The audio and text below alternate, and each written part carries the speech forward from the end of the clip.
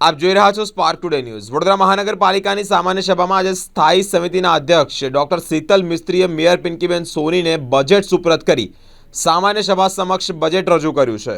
બજેટની કોપી સુપ્રત કર્યા બાદ તેમણે બજેટમાં નવા આયોજનો અને આવક જાવક અંગેની માહિતી પણ સામાન્ય સભા સમક્ષ મૂકી છે। નોંધનીય છે કે બજેટ સુપર થાય તે પહેલાં જ બજેટમાં 454 સુધારાની દરખાસ્તો ચડાવવામાં આવી હતી।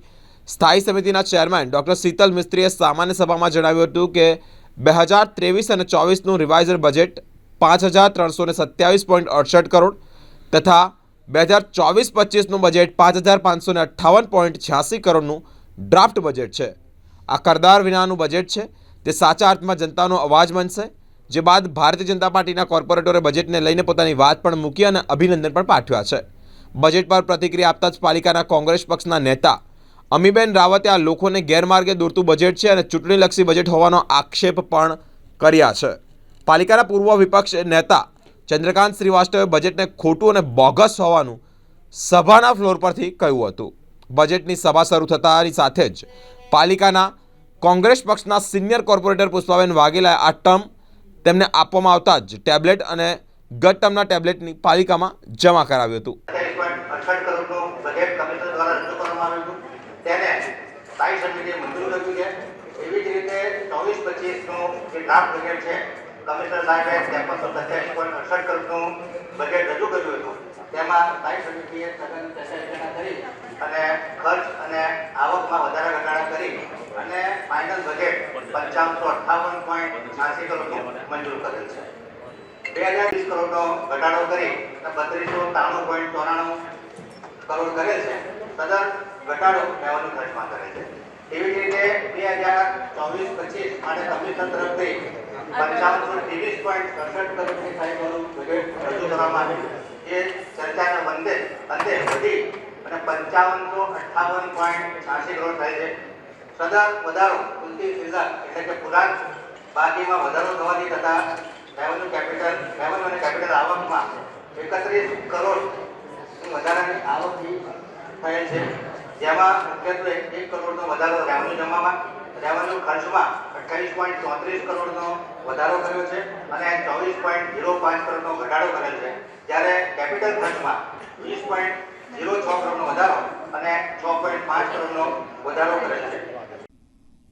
આજે સામાન્ય સભા કે જે સર્વોપરી હોય, સામાન્ય સભાએ આપેલી સત્તાની રૂએ સ્થાયી સમિતિએ કમિશનર દ્વારા રજૂ થયેલું બજેટ 5 દિવસ અને 8 સેશનના ગહન અભ્યાસ દ્વારા જે બજેટ હતું 2023-24નું 4380 કરોડનું, એનું રિવાઇઝ બજેટ 5327.68 કરોડનું અને 24-25નું ડ્રાફ્ટ બજેટ કમિશનરે જે 5523.67 કરોડનું મૂક્યું હતું, આમાં 31 કરોડનો વધારો કરીને 5558.86 કરોડનું બજેટ સ્થાયીએ મંજૂર કર્યું।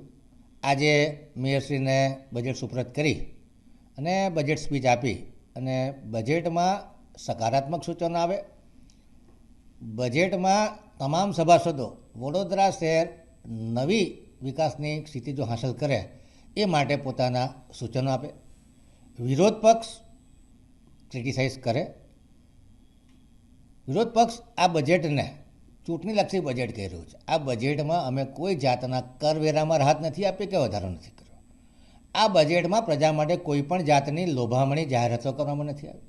આ બજેટમાં વડોદરાનો સર્વાંગી વિકાસ થાય, વડોદરા શહેર સાચા અર્થમાં ક્લીન સિટી બને, ગ્રીન સિટી બને, સસ્ટેનેબલ સિટી બને, સ્માર્ટ સિટી બને અને રેઝિલિયન્ટ સિટી બને, એ દિશામાં સુશાસન તરફ વડોદરા જાય, એ દિશામાં વડોદરા કોર્પોરેશન કામ કરવા જઈ રહ્યું છે। ત્યારે વિપક્ષનો આક્ષેપ કે ચૂંટણીલક્ષી બજેટ છે સદંતર ખોટું છે। એક તરફ આક્ષેપ કરે છે કે આગામી 40 વર્ષના આયોજન લીધા છે અને બીજી તરફ કહે છે ચૂંટણીલક્ષી બજેટ છે। આ આયોજનો જો આગામી 40 વર્ષના હોય તો ચૂંટણી દરમિયાન તો ચૂંટણી તો આવતા મહિના આવી જશે, એટલે ચૂંટણી પહેલાં કોઈ પણ લોભામણી જાહેરાત પ્રજા માટે કરવામાં નથી આવી।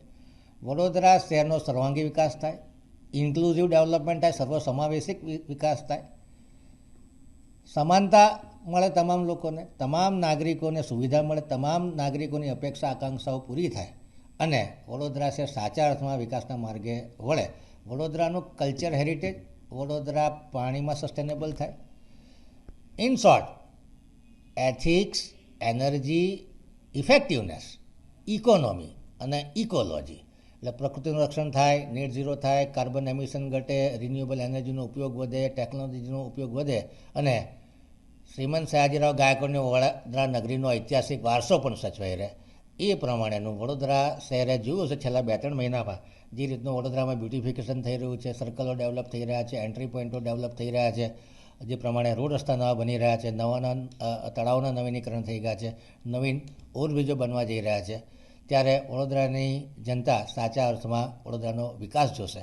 એટલે વિરોધ પક્ષ વિરોધ કરે, સ્વાભાવિક છે, પરંતુ અમે સકારાત્મક અભિગમ રાખી અને વડોદરા નવી ઊંચાઈઓ હાંસલ કરે.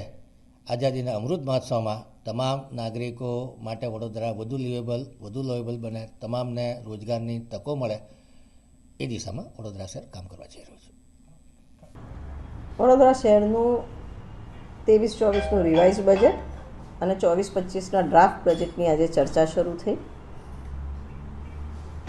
લગભગ 20,000 કરોડના કામોનું ભાથું સર્વ કર્યું સ્ટેન્ડિંગ કમિટી ચેરમેને.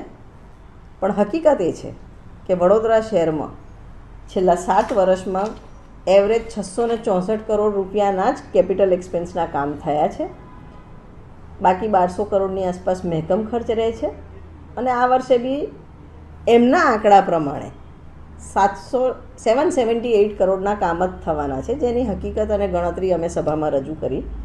આ 778 કરોડના કામોની સામે લગભગ 20,000 કરોડ રૂપિયાના કામ પ્રોજેક્ટ કરવામાં આવ્યા છે. એટલે આગામી 40 વર્ષનું બજેટ પ્રોજેક્ટ કર્યું હોય એ રીતના કામો મૂકવામાં આવ્યા છે. આમાંથી કશું જ એચીવ થવાનું નથી. ચૂંટણીનું વરસ છે. જેમ વડોદરા સ્માર્ટ સિટી બની ગયું, જેમ વડોદરા શાંઘાઈ બની ગયું, જેમ વડોદરા સિંગાપોર બની ગયું, વિશ્વામિત્રી રિવરફ્રન્ટ ડેવલપ થઈ ગયું, એમ જ આ વિઝનનું બી અંત આવવાનો છે. ત્યારે અમે તમામ સભાસદોને રિક્વેસ્ટ કરી છે કે રિયાલિટીમાં આવીએ.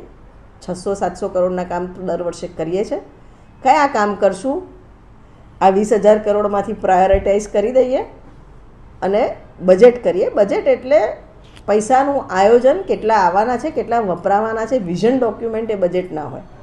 વિઝન ડોક્યુમેન્ટ જરૂરી છે, પણ એ વિઝન દર વર્ષે બદલાઈ ના જાય. અહીં તો 2016માં સ્માર્ટ સિટીનું વિઝન બતાવ્યું હતું, 2017માં વિઝન 2020ની વાત થઈ હતી, પછી પાછું 4 યર્સ પ્લાન બન્યો, 2018માં ન્યૂ વડોદરાની વાત કરી, એમાં 15 જાહેરાતો કરી, પાછું 2023-24માં 5 યર પ્લાન બન્યો, એ પ્લાન અત્યારે ભૂલાઈ ગયો અને પાછું એક નવું વિઝન આવ્યું. આગની 40 વર્ષમાં તો વહીવટદારો બદલાઈ જશે, કયો પક્ષ વહીવટ કરે છે. કોર્પોરેશન કદાચ એવું ના થાય કે કોર્પોરેશનને જ અત્યારે ફોરફિટ કરી લેવાની પરિસ્થિતિ આવે. એટલે આ જે વિઝન ડોક્યુમેન્ટ છે આનો કોઈ મતલબ નથી. વાસ્તવિકતાથી દૂર નાગરિકોની સામે કામોનું આમ ગાજર લટકાવી દીધું છે ચૂંટણીના વર્ષમાં કે અમે આટલું બધું કરવાના છે, પણ હકીકતમાં કશું કરવાના પૈસા છે જ નહીં. ત્યારે આવી રીતે ફક્ત જાહેરાતો કરીને લોભામણી વાતો કરવી, આઈ થિંક તમામ સભાસદોએ પ્રાયોરિટાઇઝ કરી લિમિટેડ ફંડ્સમાં શું કરી શકાય એની વાસ્તવિકતા સ્વીકારવી જોઈએ. આ અવાસ્તવિક બજેટ છે, ચૂંટણીલક્ષી બજેટ છે, લોકોને ગેરમાર્ગે દોરતું બજેટ છે.